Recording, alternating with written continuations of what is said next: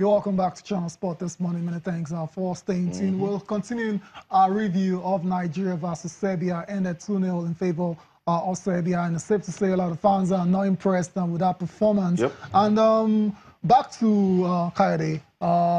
You already talked about Tyron. Who else? You talk about Chidozie Awozim as well. So which other weaknesses did you see in that lineup?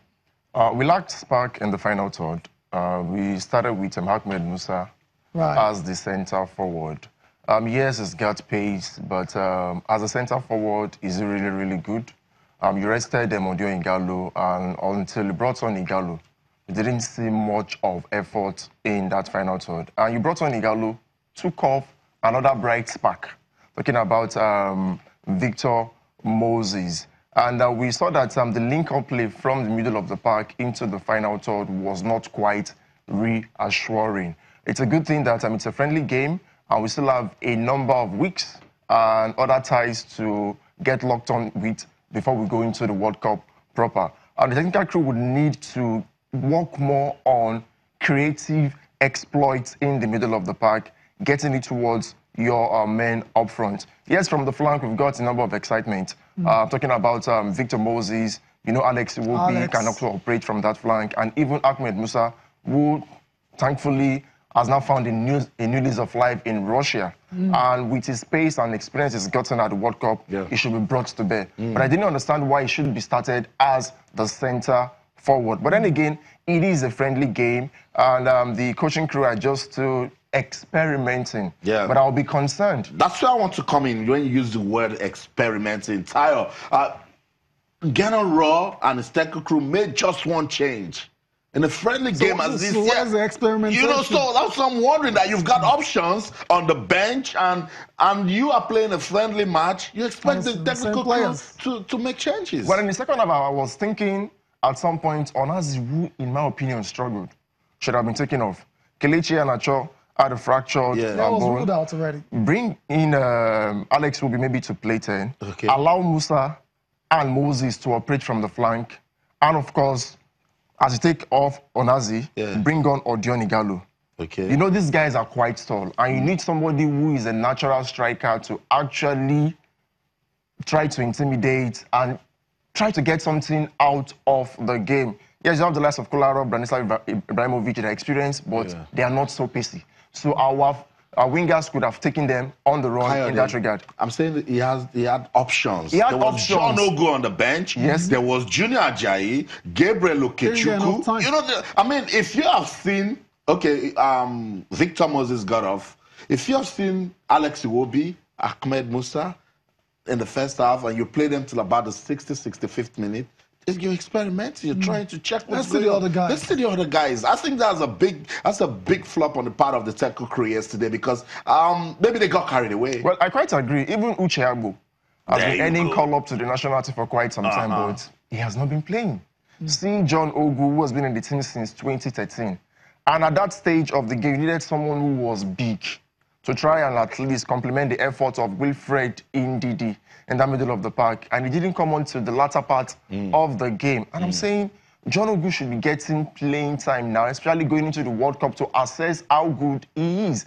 He's been around the team for quite some time. He does well week in, week out for Apel Beersheba in Israel. In a way, they didn't experiment with enough players. You invited Junior Ajayi for the very first time, and he didn't get the time to play. So how do you access him going into the next game? That's the point Austin is making, and it's a very good one. We don't know why Coach Genera has decided just a change. Just one change. We can't say. Hopefully, when we get his reaction to this game, he'll probably explain to us why he hasn't given other players a lot of playing time in that game. Now, still on the match, Kayode. We've seen we've seen Francis Uzor. I was coming there. We've seen Francis Uzor back to back now against Poland and now against Serbia. Both goals are considered yesterday. You can't really blame him. I think he didn't really have a chance with either of the goals. But the jury's still out. From the feelers out there, the jury's still out, and it's looking like perhaps this guy might be Nigeria's #1 at the World Cup. We're seeing Ikechukwu Ezenwa in our picture as well too. Are you surprised that he hasn't gotten a chance to play, or is it just that the coach has seen him already and he knows what he's capable of Or do you think the coach is actually settled for Uzor and is giving him all the exposure in the world? Well, the buck stops at the table of the coach. If you do well, he gets all the plaudits. And if it's the other way around, he gets all the flags.